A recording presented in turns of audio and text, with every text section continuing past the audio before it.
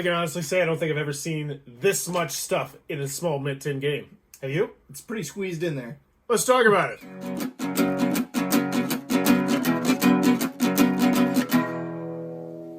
What does that even mean, Bowers Game Corner? Ahoy there, YouTube! I'm back again today for another Thoughts from the Corner. I'm here with my good friend Adam. Hey. And we're here for a special Game Crafter Thoughts from the Corner, as we're going to be checking out the Game Crafter Spotlight Game of the Month for us, for Bowers Game Corner. That is Tinny Towns, a city builder in a can. This is for 2 to 4 players. Take about 30 minutes to play, and I'd say it's for about ages 8, 9 plus. I played it with my 8-year-old. He had no issues with it. But in Tinny Towns, this is a really simple game where you're going to be taking all of these little teeny tiny hexagonal pieces and stacking them in stacks of 8 and forming them in a circle, and then you're going to be moving your little meeple around this circle and collecting the top tile and then adding it to your city, because you're going to have your own unique city in front of you, and how you build out is how you're going to score points, because everyone's going to have a handy dandy little player reference card, double-sided, which I do really appreciate, that tells you how every single card in the game scores. So really, they called it a roundel, kind of, where you're going to be going around. And it has the, not Takanoka, but Takedo, where you can take you can go a big distance around the circle, but if you do that, other people will then get to take numerous bite-sized turns where they might grab 2 or 3 tiles, potentially, especially if you're playing at the lower player count. There's some rarer tiles in there that'll score you some big points at the end of the game. But this is the review of it.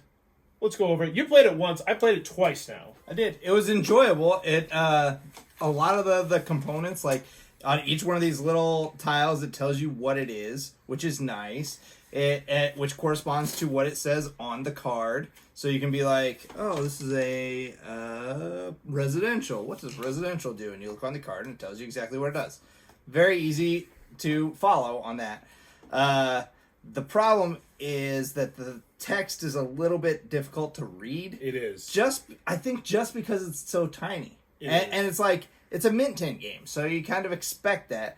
But it was, and eventually I got used to it. You kind of see the same ones, like the regular ones, but still, I think they could have done it better. Maybe just put it right across the center or something. The text could have been a little more clear. I don't know. But that didn't change. That didn't affect the quality of the game. Like, I still had fun playing the game, and I think that it had plenty of decision-making opportunities. It had, your standard tile laying, like, thought process of, all right, I need to put this there, but I see that that's coming up. Maybe I can get that. Well, he doesn't want that. But it's not a real thinky game. It's not. And you can try and predict maybe what other people are going to do, but it's really hard to see what they have, though. Like, right. Especially from across the table. And I think you said it during the game, and I said this actually when I was playing with my son. I almost feel like this game was just a little bit bigger. It would just improve the quality of life of the game so much. Yeah. Because there's also the issue where if you're not on a perfectly flat table, we played this on the felt table the first time, and things keep falling over, and that's a little bit annoying. Yeah, maybe like Tinny Town maximized. Make it like a regular box game. Yeah, because regular set, I agree. 2-inch tiles. Because the fun, fantastic. Yeah. I enjoyed the game. I didn't think it was a great game, but I thought it was a good game. Yeah. And if you play the game on a routine basis, you will start to know them, as you said, because you guys had more of an issue than I did, because I played it twice and I read the rules and I tried playing like a little mock game by myself. Yeah. And in the end, I think the game is fun. But would I recommend the game? That's a different question. Well, here's the thing, though. It fits in your pocket. It does. So it's a lot of game for the size of what it is. That's a fair point. It is a good chunk of game there. The scoring is relatively easy at the end. It has a little this thing goes in the middle, which is nice, and it tells you exactly what to do on your turn, which after the first or second round you're pretty much not going to need, because it's such a light, simple, easy game. So easy to learn. So easy. You can have this thing up and taught in, I'd say, less than 5 minutes. Yeah, no problem. Easy. And then on the back it has a little score sheet, which you can also do on just a piece of paper using this, but if you have a dry erase marker, which you won't be able to fit in here though, you can do that. Now, one thing I do want to give them both a kudos and then also a not kudos. What's the opposite of a kudos? Shootos. I don't know. Give them some crap. I guess, yeah. There you go. Is they actually thought it out where they tell you, like, you can cut this section out and then it'll, like, the rules will fit inside the mint tin. And they tell you exactly how to store it, which is nice. But then at the same time, as you can see from the Sharpie, there are some rules issues. And it's not the kind of thing where you're not going to know how to play the game, but this needs a little bit of a fine-tuning because we did have... It's going to be one of those games, especially when you get to the scoring, where it's like, I think we're scoring this right. I think we're doing it right. But I never felt 100% sure because the verbiage they used for certain things just wasn't the best. I think that they went too far. Like, they tried to explain it too much, and it made it cumbersome.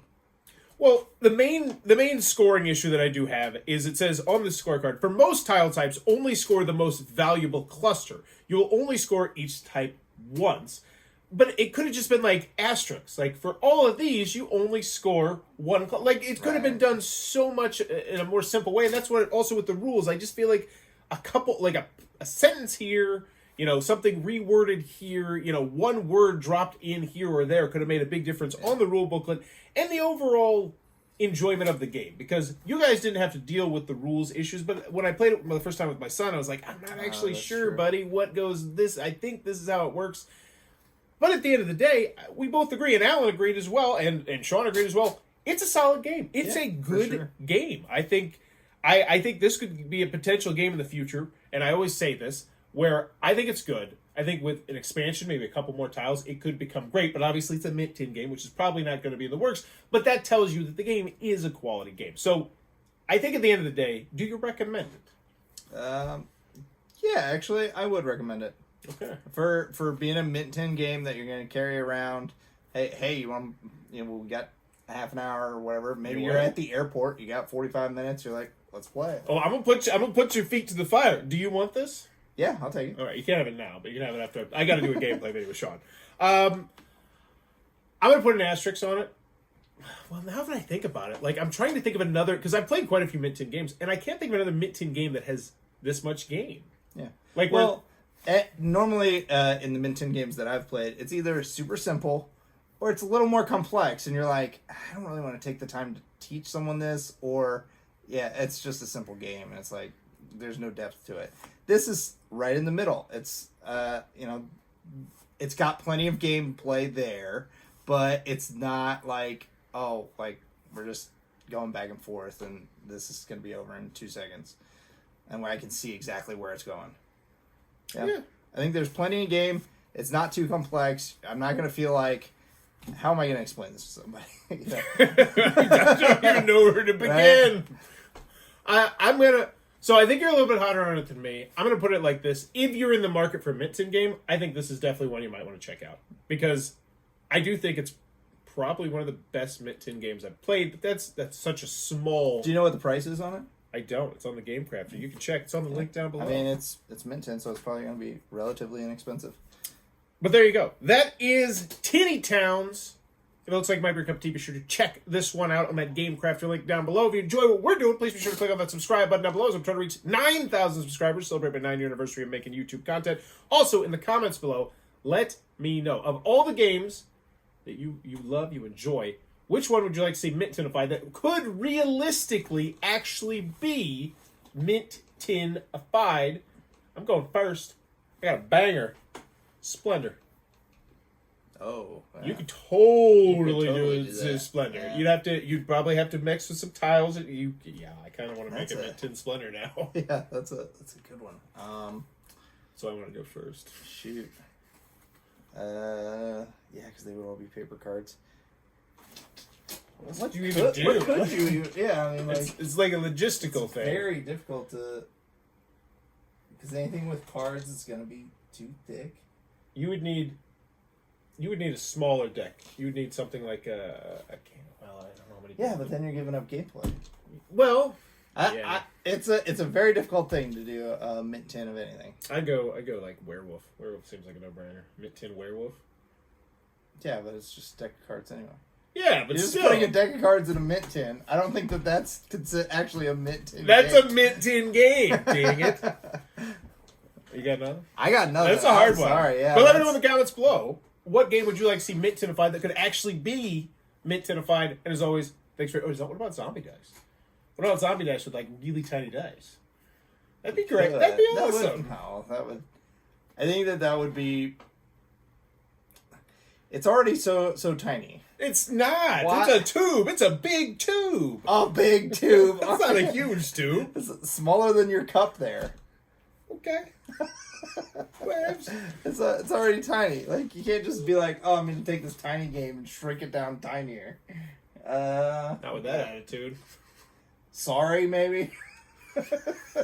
We're scraping the bottom of the barrel on this question. Pokemon, sorry. If you guys haven't played that one, go check that one out. You Because it actually is really good. But let us know in the comments below. There's always extra time, YouTube.